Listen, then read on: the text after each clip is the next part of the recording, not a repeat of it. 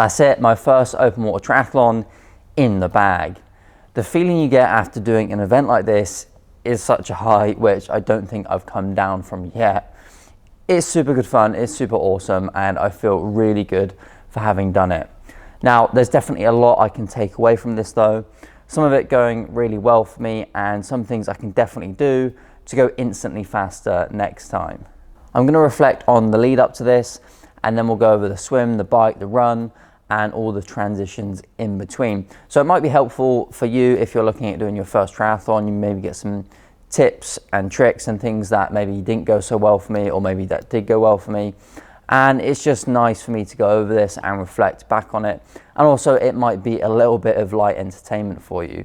But anyway, leading up to the event wasn't particularly perfect for me because I had a wedding reception the night before. And although I didn't drink, it was a fairly late night, and having party food at that time probably wasn't the best preparation. Now, I also hadn't got my bike fully cleaned or prepared for this. Not ideal, but you'll see that didn't stop me too much during the bike section. The taper into this one was good. I did about 10 days if you include the weekend prior. And the workouts I did 3 easy rides. I did 1 pool swim, 1 open water swim, 1 sort of tune-up run, and then a very short brick session, which was a bike ride and then a run straight after. And that was just the day before the event itself. That was really short, really easy, but just making sure all of the equipment worked and I was kind of ready to go from one to the other. And I also did 2 easy weight sessions. So all of that had me feeling pretty fresh, pretty confident going into this one. I didn't feel any soreness, any aches or pains, didn't feel much fatigue. I did feel a bit tired, and I'm putting that down to the wedding reception, and nothing else really leading up to it was all good. So the swim then. The swim, the open water swim, this was the biggest takeaway for me, and I know there's something I can do to improve my time instantly next time. So being my first open water swim and seeing it's an absolute washing machine at the start of these events, I wanted to take it super easy and conservative because I'm not massively confident in the sea just yet, and I haven't done one where loads of people are running in at the same time as me. So the plan for this was just to survive the swim, and then I would just race the rest of the course as fast as possible. I didn't want to lose loads of time in the swim, but I really did just want to survive it. Now, I was the first wave, and when the gun went off, I literally let everybody else go in and I strolled in at the back, and I was actually the last person to start swimming. Obviously, that was my plan, and it was a safe thing to do, but I did lose a lot of time here. And cardiovascular wise, the swim was really quite comfortable for me. I was kind of stuck towards the back after starting behind everybody, obviously being super conservative. But this meant I was kind of struggling to overtake anyone. So I just took it super easy, meaning I wasn't working too hard, which might have helped me for the cycle and the run. But again, I just lost so much time here, and that's kind of the biggest takeaway for me. Now, my watch split for this had me about 15 minutes for the swim. But my actual result was between 17 and 18 minutes, and I'm putting that down to swanning in at the start, because I guess when you start, the gun time goes off, and that's when they start recording your swim time, obviously. But I started the swim time on my watch as soon as kind of I started getting into the water, and even a little bit before I actually started swimming. So with that being said, I now have some open water experience, and I know what a swim start is like now.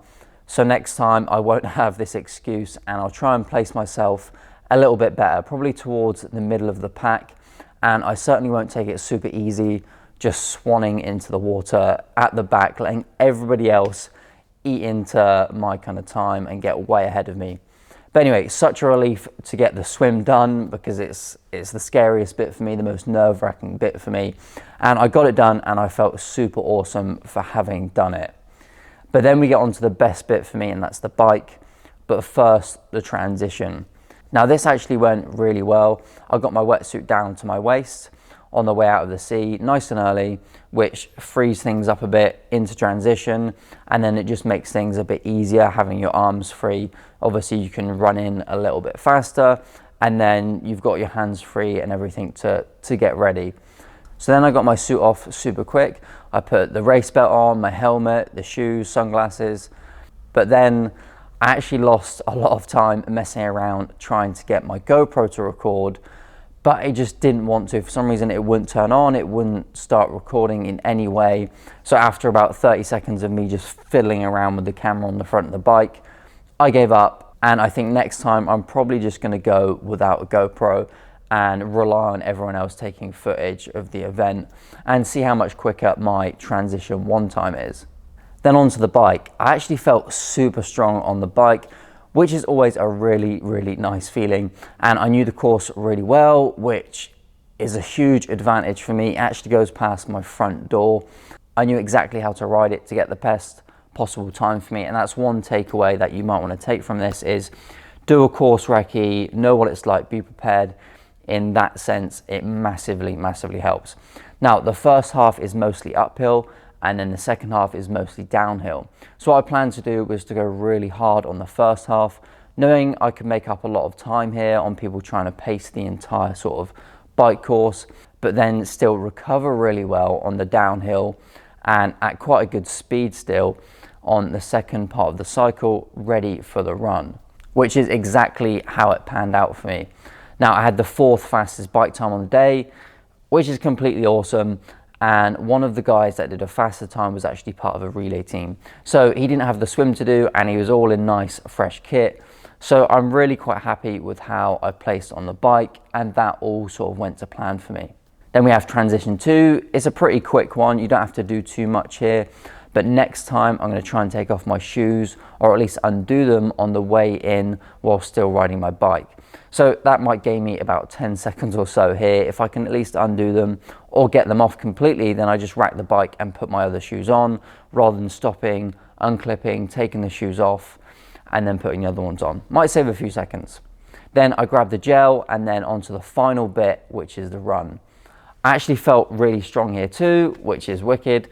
Normally I smash it on the bike and then I just try and survive the run, going fairly slow and trying to avoid cramp at all costs. But actually the first 500 meters felt really good, so I just kept up that pace and I managed to be really consistent with the pace all the way around. It was a nice flat course and again I knew it, which massively helped from a pacing point of view.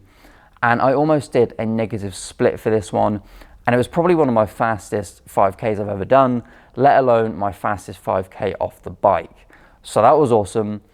I did have one issue though, but I placed 14th on the run. I just had a stitch at about 2K, which thankfully only lasted a K or so, and I'm really glad it did because it started to get pretty painful. So I pretty much ran through that in the end, which was good. And I'm blaming that on the wedding reception food the night before, which won't be happening the next time I do a triathlon. So then I sprinted over the finish line and felt pretty damn good. Now the overall results then, I came 23rd out of 107, which is probably my best sort of place in a triathlon. And this was my first open water swim, so super happy with that. My time was 1 hour and 26. And actually, if I'd finished just 3 minutes faster, I would have been around the top 10. So really quite encouraging for me. And it's got me super pumped and motivated to try and place well at the next one I do, which is actually going to be in a couple of weeks' time. So subscribe if you want to see that, if you want to see how I do there, that'd be awesome. Now I'm interested, have you done a triathlon yet? Are you looking to do one? Let me know in the comments below. I like to talk about it. It's good to talk about it. It gets me motivated and gets me pumped up. So do let me know in the comments below. I reply to all of them, being a super small channel. Now I'm going to jump on Zwift. This might have been a quick video, snappy one, but I need to get on Zwift Academy and do the baseline ride. But anyway, subscribe to the channel. It's completely free if you want to see more videos like this. And if possible, do me a massive, massive favor and tap the like button. But I'll see you in the next one. #1 cheerleader. Your hand in the air and somebody will come to help you. There is a bike, mount and dismount line that will be marshalled. Make sure you don't get on your bike.